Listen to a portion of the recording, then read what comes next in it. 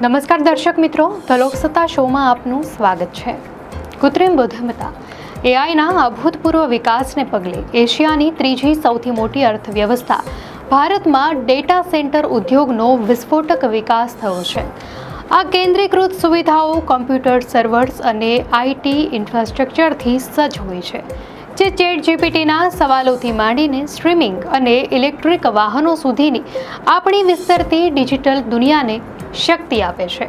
તાજેતરમાં ગૂગલે આંધ્રપ્રદેશમાં એક એઆઈ ડેટા સેન્ટર સ્થાપવા માટે $15 અબજનું વિશાળ રોકાણ જાહેર કર્યું, જે ભારતમાં અત્યાર સુધીનું સૌથી મોટું રોકાણ છે। આ શ્રેણીબદ્ધ રોકાણોની એક કડી છે, જેમાં વૈશ્વિક કંપનીઓ અબજો ડોલરનું રોકાણ કરી રહી છે। હવે તો લક્ઝરી રિયલ એસ્ટેટ ડેવલપર્સ પણ આ કમ્પ્યુટિંગ સુવિધાઓના નિર્માણના પ્રવાહમાં જોડાઈ ગયા છે। વૈશ્વિક સલાહકાર કંપની JLLના અંદાજ અનુસાર આ ક્ષેત્ર સ્ફોટક વૃદ્ધિ માટે તૈયાર છે અને ભારતની ડેટા સેન્ટર ક્ષમતા 2027 સુધીમાં 77% વધીને 1.8 ગીગાવોટ સુધી પહોંચવાનો અંદાજ છે। વિવિધ આંકલનો અનુસાર 2030 સુધીમાં ક્ષમતા વિસ્તરણમાં લગભગ $25 થી $30 અબજ ખર્ચ થવાની સંભાવના છે। જો કે આ વિકાસ ભારત માટે અત્યંત મહત્વપૂર્ણ હોવા છતાં આવા ઉર્જા ભૂખ્યા અને પાણીનો જંગી વપરાશ કરતા માળખાકીય પ્રોજેક્ટ્સ દેશની ડિકાર્બોનાઇઝેશન યોજનાઓ પર ગંભીર અસર કરી શકે છે। નિષ્ણાંતો માને છે કે ભારત પાસે આ રોકાણો આકર્ષવા સિવાય બીજો કોઈ વિકલ્પ નથી, કારણ કે વિશ્વના કુલ ડેટા જનરેશનમાં ભારતનો હિસ્સો 20% છે, પરંતુ વૈશ્વિક ડેટા સેન્ટર ક્ષમતામાં તેનો હિસ્સો માત્ર 3% જ છે। 2028 સુધીમાં ભારત વિશ્વમાં સૌથી વધુ ડેટાનો વપરાશ કરતો દેશ બની જશે તેવી અપેક્ષા છે, જે વિકસિત બજારો જેવા કે અમેરિકા, યુરોપ અને ચીન કરતાં પણ વધારે હશે। ઇન્ટરનેટ અને મોબાઈલના ઉપયોગમાં મોટા પાયે વૃદ્ધિ, યુઝર ડેટાને સ્થાનિક સ્તરે જાળવી રાખવાનો સરકારનો નિયમનકારી આગ્રહ અને એઆઈ ટેકનોલોજીને ઝડપથી અપનાવવાને કારણે આ માળખાગત સુવિધાઓની માંગ વધી રહી છે। ચેટ જીપીટી જેવા એઆઈ ચેટબોટ્સ ભારતમાં બીજા ક્રમનો સૌથી મોટો યુઝર બેઝ ધરાવે છે।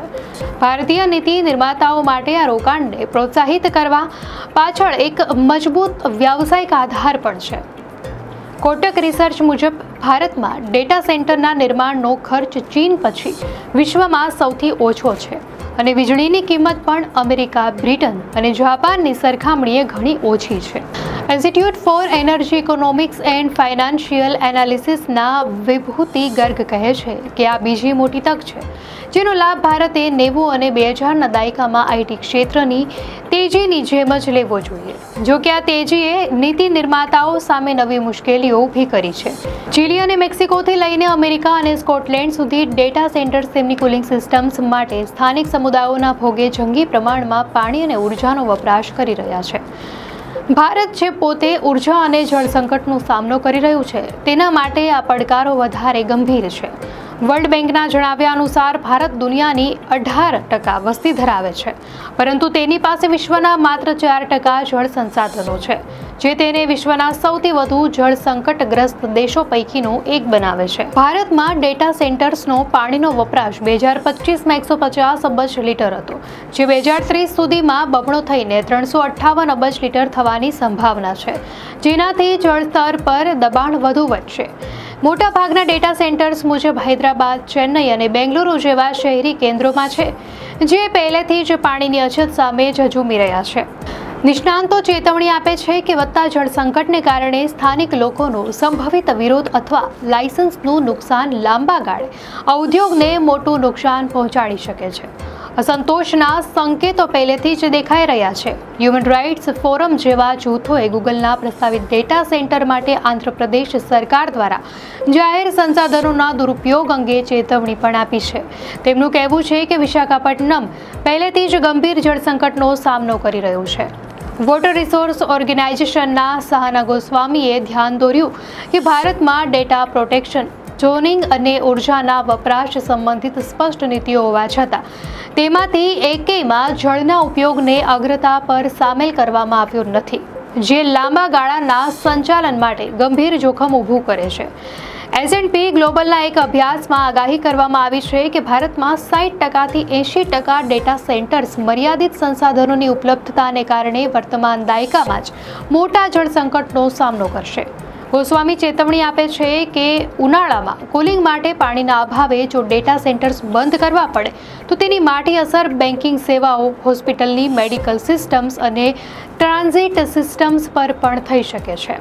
નિષ્ણાંતો સૂચવે છે કે સંસાધનો માટે સંઘર્ષ કરવાને બદલે કંપનીઓએ નવીનતા લાવવી જોઈએ અને ટ્રીટેડ ઘરેલું તથા ઔદ્યોગિક ગંદા પાણીનો ઉપયોગ કરવાની રીતો શોધવી જોઈએ. બેંગલુરુની ઇન્ડિયન ઇન્સ્ટિટ્યૂટ ઓફ સાયન્સના પ્રવીણ રામ મૂર્તિ પણ આ વાત સાથે સહમત છે અને ભારપૂર્વક કહે છે કે કુલિંગ માટે બિન પીવાલાયક અથવા ટ્રીટેડ પાણીનો ઉપયોગ ફરજિયાત બનાવવો જોઈએ. તેમણે નવા પ્રોજેક્ટ્સ માટે ઓછા દબાણવાળા વોટર બેસિનની પસંદગી કરવાની પણ ભલામણ કરી છે. વળી ઝીરો વોટર કુલિંગ ટેકનોલોજીઓ ઝડપથી આગળ વધી રહી છે, પરંતુ ભારતીય સુવિધાઓમાં તેનો અમલ ઓછો છે.